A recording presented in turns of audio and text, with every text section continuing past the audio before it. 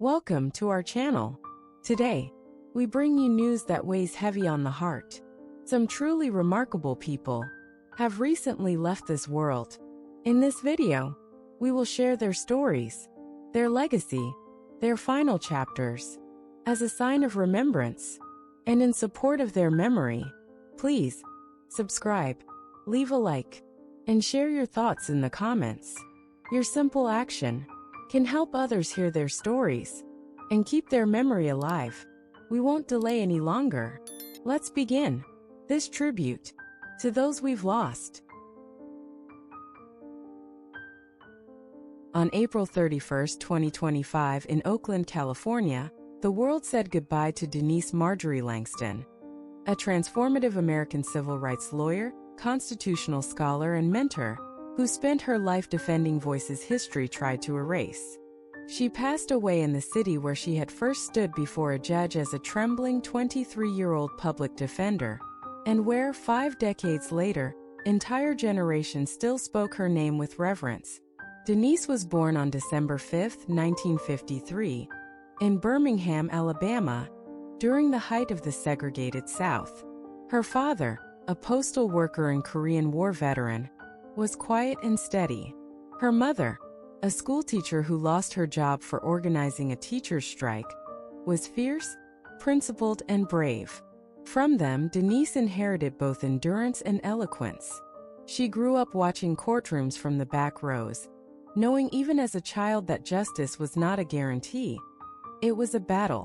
When Denise was 11 years old, she witnessed the aftermath of the bombing of the 16th Street Baptist Church. She did not speak for 2 days.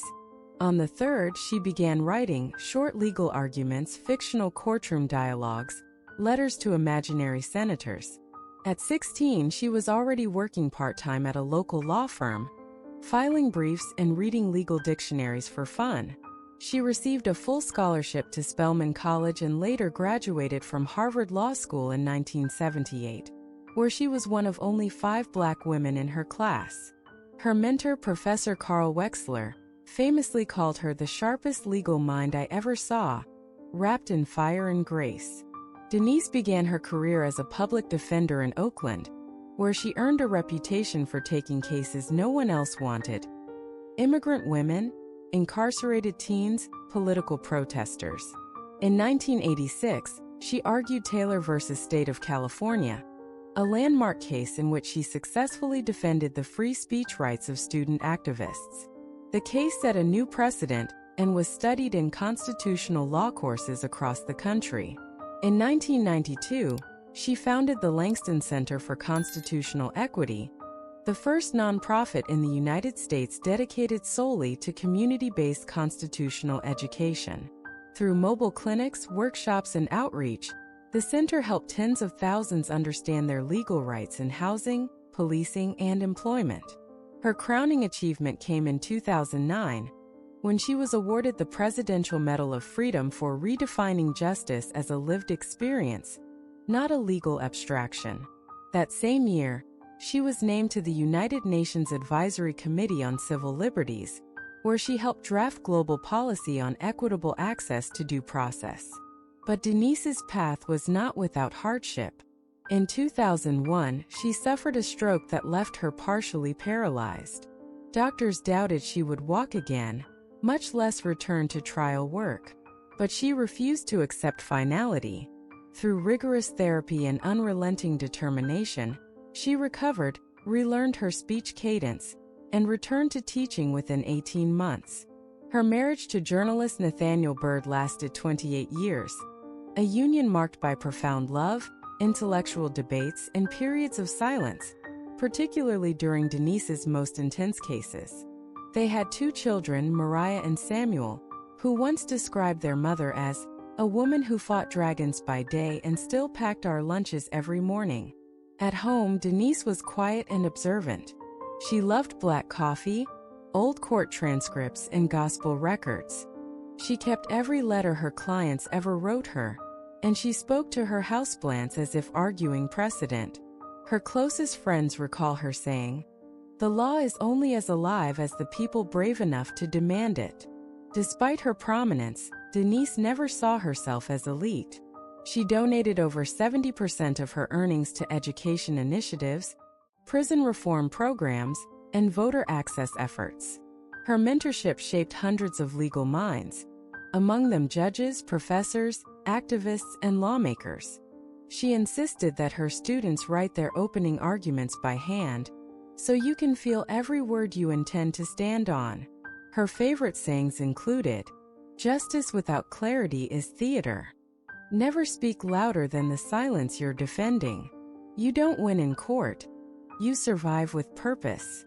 In her final years, Denise lived quietly near Lake Merritt, surrounded by books, family, and former students who visited often. Her final public appearance was at a community town hall in late 2024, where she said, "The law will not love you back. That's why you must love the people more fiercely than the law ever could."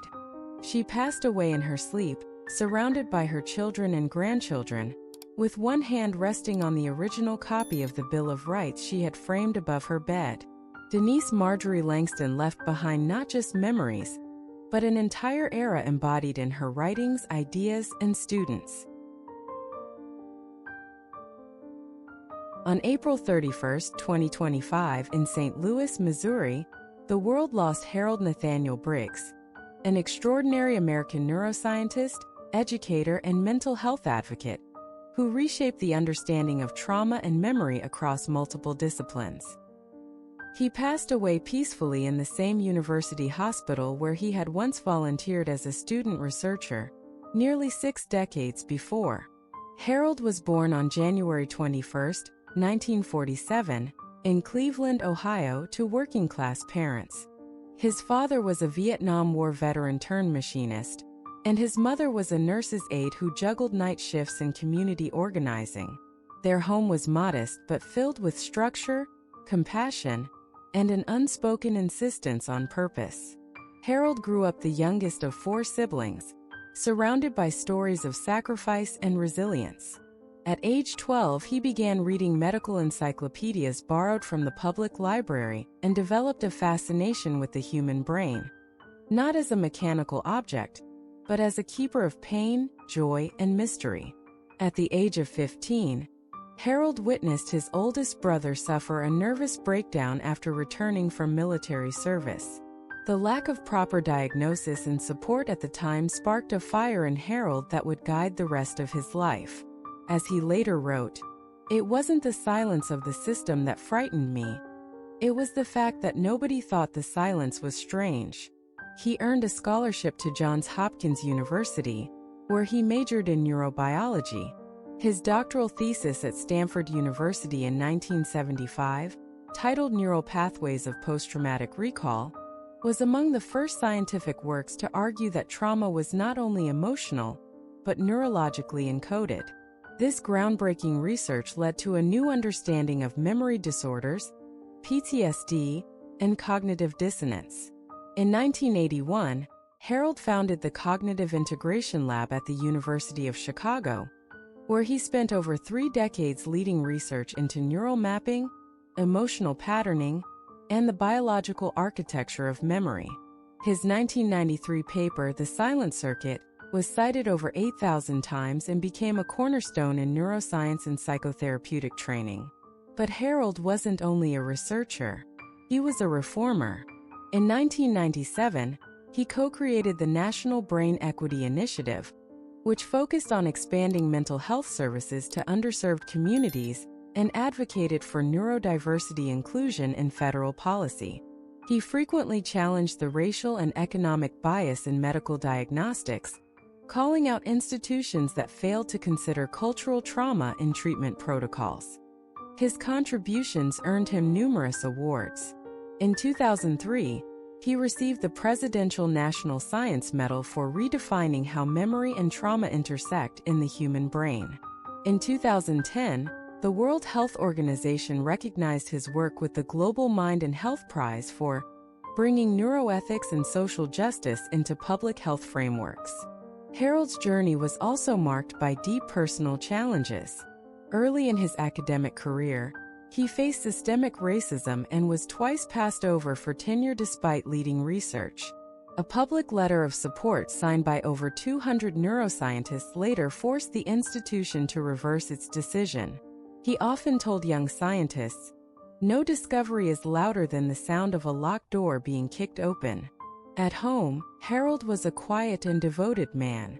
He married children's author and educator Lorraine Mackenzie in 1984. Their marriage was filled with warmth, occasional disagreements over book deadlines, and shared rituals, like Saturday mornings spent reading aloud to each other from scientific journals and fairy tales alike. They had 2 children, Charles and Naomi, both of whom followed in their parents' footsteps, one as a neurologist, the other as a child psychologist. Harold loved chess, jazz records, and writing postcards to former students, even decades after they graduated. His handwriting was famously small and perfect. He believed in handwritten thought, slow thinking, and the ethics of precision. Despite his global stature, he spent every Friday at the local clinic offering free consultations. He mentored over 100 graduate students, many of whom now lead major neuroscience departments across the world. His lab motto was simple: ask the brain but listen to the person. In his final years, Harold was diagnosed with Parkinson's disease. Though his mobility declined, his intellect remained brilliant. He continued writing, advising, and teaching until only weeks before his death. His last public appearance was at a TEDx conference, where he shared a talk titled "The Brain Remembers What We Try to Forget," a powerful exploration of societal denial and collective healing. In his final interview, recorded 2 days before his passing, he said, "If the mind is a map, then compassion must be the compass. That's all I ever tried to prove, in neurons, in lives, in love." He passed away during the early morning hours, with Lorraine reading aloud from a collection of poems by Langston Hughes. Outside, snow had just begun to fall. Harold Nathaniel Briggs left behind not just memories, but an entire era embodied in his writings, ideas, and students. Amelia Isabel Euphemia Rose Clark was born on the 23rd of October, 1986, in the Hammersmith district of London, England. She entered the world as the youngest child of Peter Roderick Rick Clark, a seasoned theatre sound engineer originally from Wolverhampton, and Jennifer Susan Jenny Dodd Clark, a sharp-minded businesswoman who would rise to become vice president for marketing at a major management consultancy and co-founder of the Anima Foundation, a charity supporting young people in Ghana. From her very first days, Amelia found herself nurtured by parents whose complementary passions, her father's deep love of live performance and her mother's dedication to disciplined excellence, created a household where creativity and compassion were equally prized. Her earliest years unfolded first in London and, soon after her birth, in the leafy suburbs of Oxfordshire. At the tender age of 3, a single outing to a West End staging of Showboat ignited in her a fascination with the stage's transformative power. She would later recount how the glow of the footlights convinced her that acting was not only possible but essential to her. Recognizing her daughter's spark, Jenny enrolled Amelia in weekend drama workshops at the local community center, where she learned the rudiments of voice projection and simple choreography long before learning to drive. On Saturdays, Amelia and her older brother Bennett scavenged scraps of fabric, from church sewing circles to fashion costumes for homemade productions, staging spirited tableaus on the lawn of their Oxfordshire home. As Amelia moved into her primary school years at Rice St. Anthony School in Headington, her zeal for performance only deepened. She joined both the choir and the theatrical society, thrilling friends and teachers alike with renditions of Mozart arias and improvisations of Shakespearean dialogue between lessons on algebra and Latin. Her capacity to memorize complex scenes and to inhabit characters far removed from her own upbringing earned early praise. And even as she brought down the schoolhouse with comedic timing, she maintained exemplary grades in English literature and history, demonstrating that her gifts extended beyond the stage. In her mid-teens, she set her sights on Britain's premier acting academies. Rebuffed by initial rejections from the Royal Academy of Dramatic Art, the London Academy of Music and Dramatic Art, and the Guildhall School of Music and Drama, she refused to be discouraged. Instead, she spent a year working part-time at a West End cafe, traveling through Europe to observe street performers in Rome and pantomime troupes in Paris, and saving every pound toward her true ambition. Eventually, she won admission to Drama Centre London, where she immersed herself in an intense 3-year training program encompassing the Stanislavski system, Chekhov exercises and devised theater methods that demanded both emotional vulnerability and physical rigor. Life at Drama Centre tested Emilia in unexpected ways. Early mornings began with voice and movement classes aimed at fortifying her instrument and heightening spatial awareness. Afternoons involved painstaking text analysis, breaking down character motivations with scholarly exactitude, and evenings were devoted to scene study workshops where peers and instructors offered candid feedback. She grappled with self-criticism and the sting of critiques, yet she discovered that surrendering to the truth of each moment, no matter how raw, was her greatest asset. By her final year, she commanded lead roles in studio productions of King Lear and A Streetcar Named Desire, earning standing ovations from fellow students and faculty alike. Shortly after graduating in 2009, Emilia made her professional debut with a guest appearance on the BBC One medical soap opera Doctors, stepping into the realm of television with the poise of a seasoned stage performer.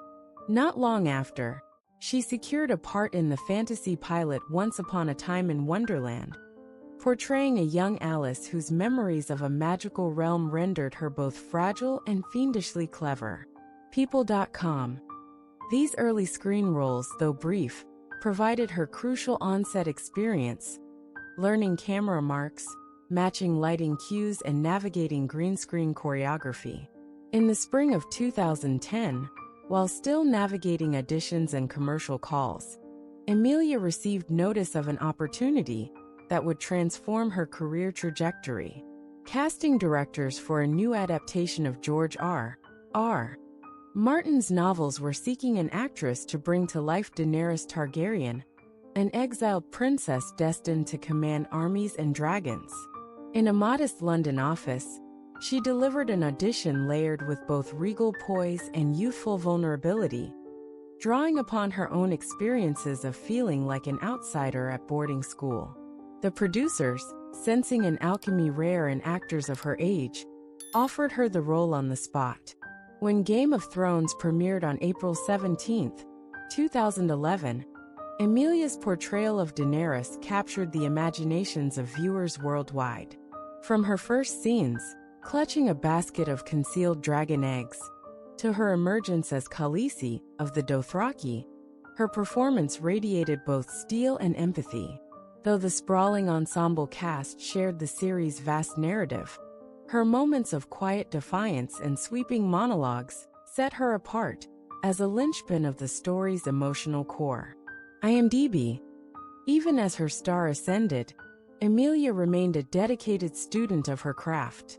Between seasons, she continued attending specialized movement workshops to enhance her posture and combat training, consulted with dialect coaches to refine her Myronese accent, and shadowed veteran cast members to absorb insights on sustaining energy through grueling 12-hour shoots. She also managed the logistical challenge of balancing a demanding production schedule with personal growth, completing online courses in literature, mentoring younger performers, and contributing to her mother's philanthropic initiatives in Ghana.